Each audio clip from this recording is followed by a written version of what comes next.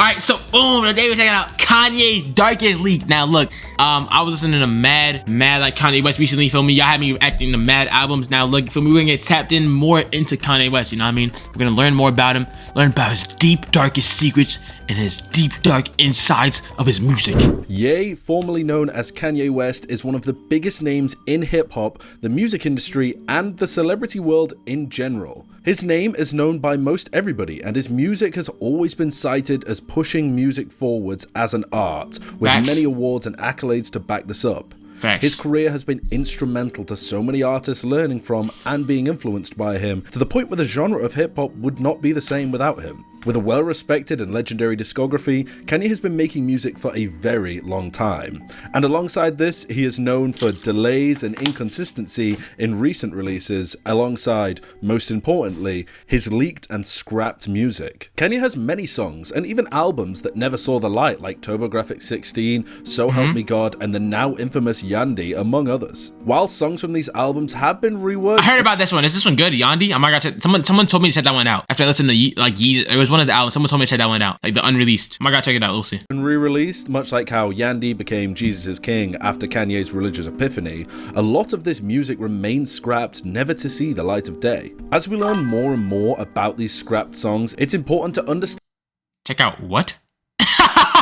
Check out what? Yo, what is it called? Good job? And Kanye's motivations to make music that is real and honest. He says it himself best in his 2002 MTV Heard It Here First interview. I gotta talk about something from here instead of trying to compete with him. Like, I got some songs, I got some stuff in my heart that the world need to hear. As far as his album, I feel like you're gonna get something that's truly real, because if it didn't work, I could still eat off of doing beats. I want the same people that love Tribe Called Quest and Mobb Deep and Nas and Jay-Z first album to hear my shit and be like, dawg, it's some real shit.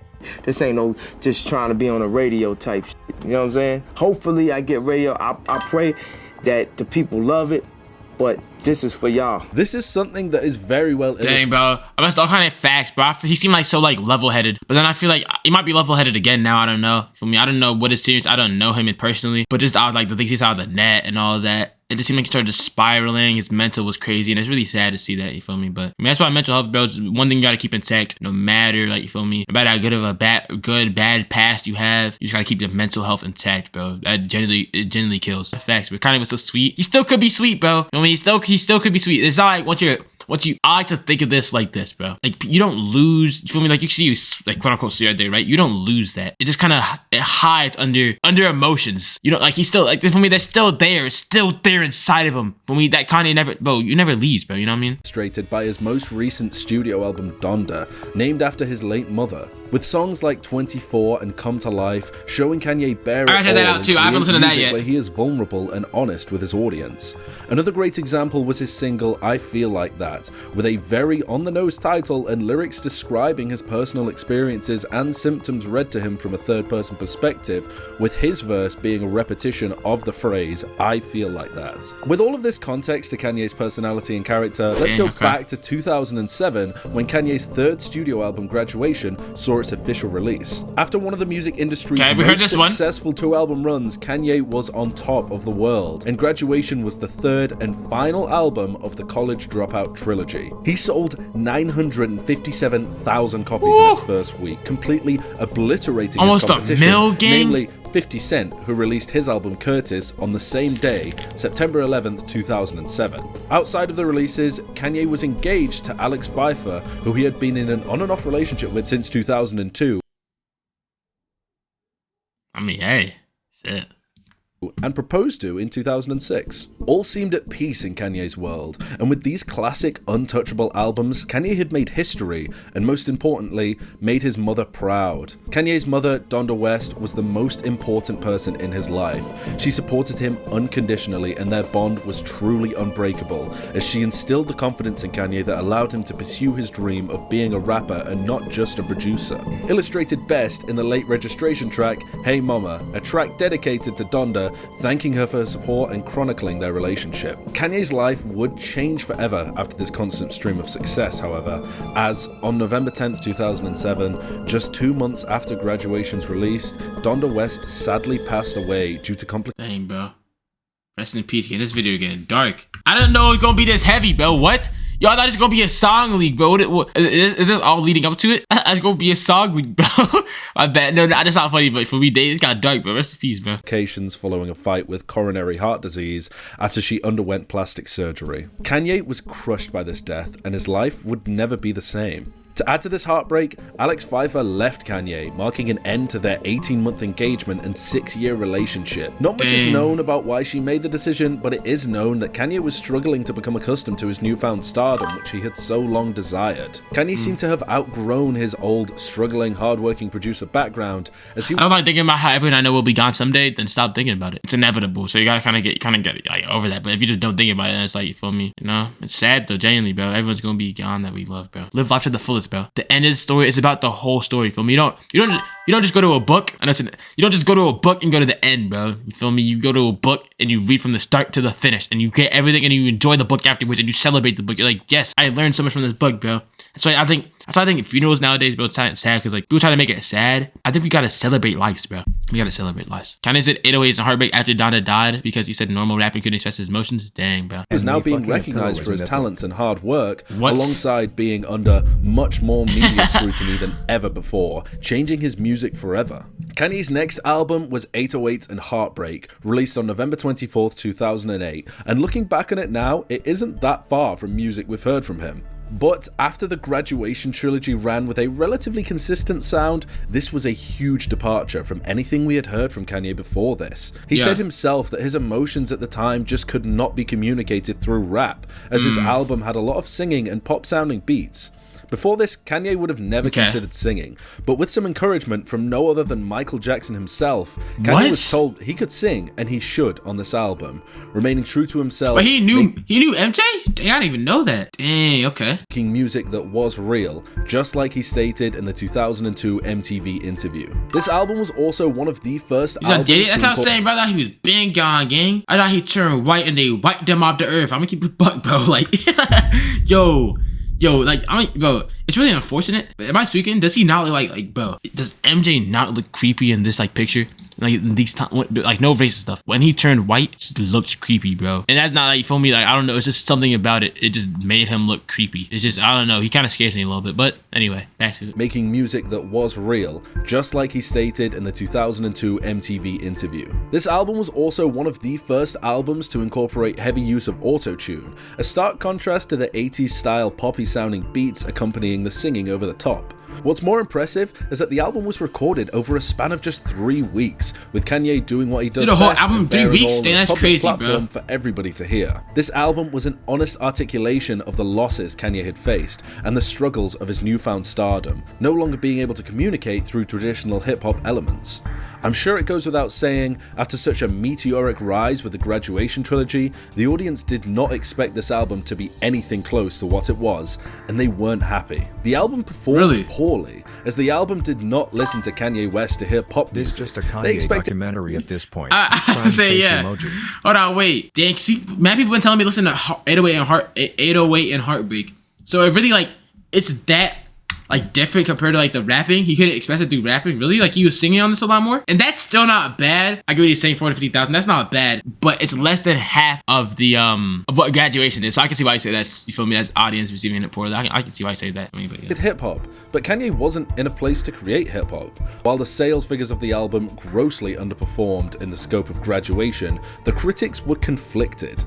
Some celebrated the album, with Chris Richards of the Washington Post referring to it as an information age masterpiece, while Andy Drake and Traffic exists because 808s and Heartbreak? Kanye's Okay, you can't say that. personal misery uncomfortable, and commented that the stylistic tropes quickly became irritating. The album was not a commercial failure by any means, but in the wake of the Graduation trilogy and the audience criticizing Kanye for abandoning hip-hop, it's fair to say it must have felt like one. For the first time, Kanye had not outdone himself, and his experimental new style of production and singing did not receive the accolades that his previous releases had. After pouring himself into this album to a lukewarm reception, Kanye was beginning to adjust. 808s and Heartbreak is very influential, but it's not that good, really. Drake and Travis exist because 808s and Heartbreak. Now, look, I don't think you can say anyone exists because of anyone else's music, bro. I feel like everyone's music, there's no such thing as, like, bro, I feel like you can't fully even copy music. No matter how much a clone you try to be, be, or like how, like, feel me? It's just the inspiration. That doesn't mean they exist. But Kanye doesn't exist without Beethoven. You say that back and say Kanye doesn't exist without Beethoven, bro. You say that all the way back then and say that. Kanye don't exist without Beethoven, bro. Cause Beethoven knew Mozart, and Mozart knew you feel me? Maroon 5. I mean, you get to chase it back, you feel me? You know what I'm saying? Travis said he wouldn't exist without Kanye. Look at a dick rider. Come on, bro. That's mwah. Made auto-tune singing mainstream type. To his new life of stardom, but retained the ideals that he held close, perhaps a little too much. Kanye was unapologetic and brutally honest, and now he had nobody to impress. He was accomplished to a degree that he never believed he would achieve, and felt vindicated. This all came to a head in 2009, where Kanye took a bottle of Hennessy to the MTV Video Music Awards, known as the VMAs. Taylor Swift won the award for Best Female Video, and Kanye was not happy with the result.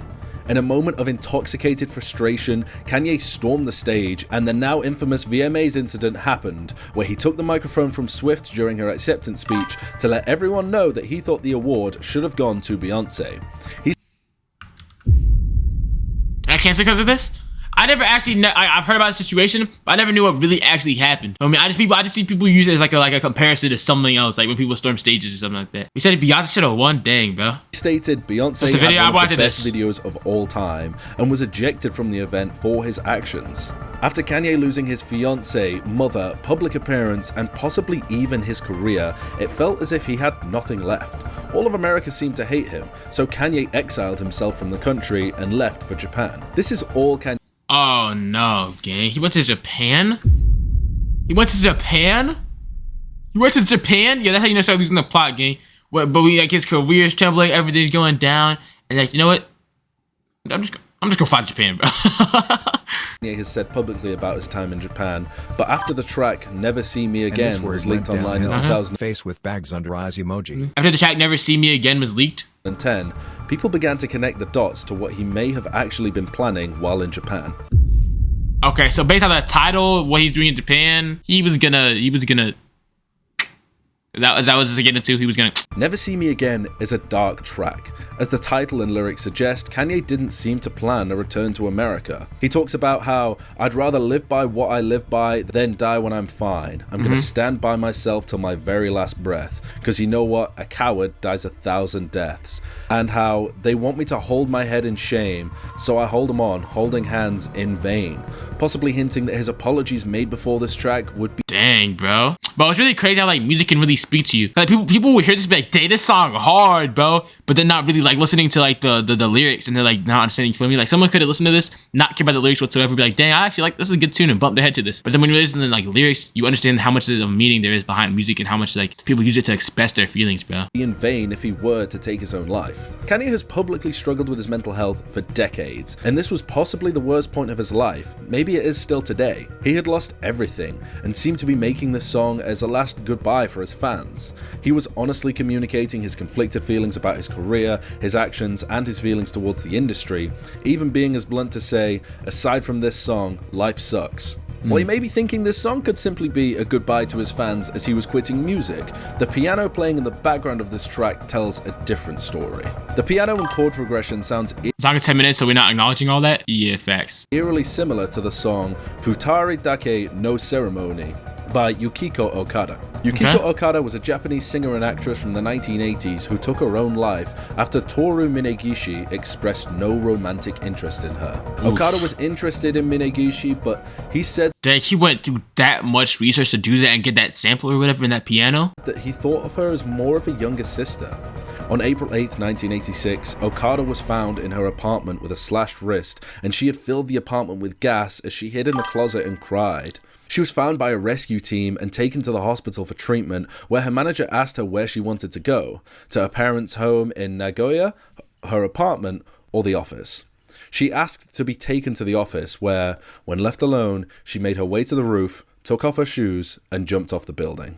It may be a coincidence that... Imagine being a Kanye fan during this time. I'm about to say, bro, that's genuinely like depressing, bro. What? He also said in the song Power that this will be beautiful jumping out of the window. Dang, bro. Really want to show you, bro. Like, money doesn't buy anything. You feel me? Fame don't buy anything, bro. People be going through a lot no matter what circumstances there is. Everyone has their own problems. It goes to show, bro, when you like get rich, you never, or like when you have problems in life, right? You never have no problems. You just get different problems. Like, you know what I mean? You never, there's no point in life where you have no problems. It's just you get different problems. And that's like, feel me? You got it, bro. Y'all got to acknowledge that and realize that. Kanye sampled Okada, or an interest in her method of taking her own life.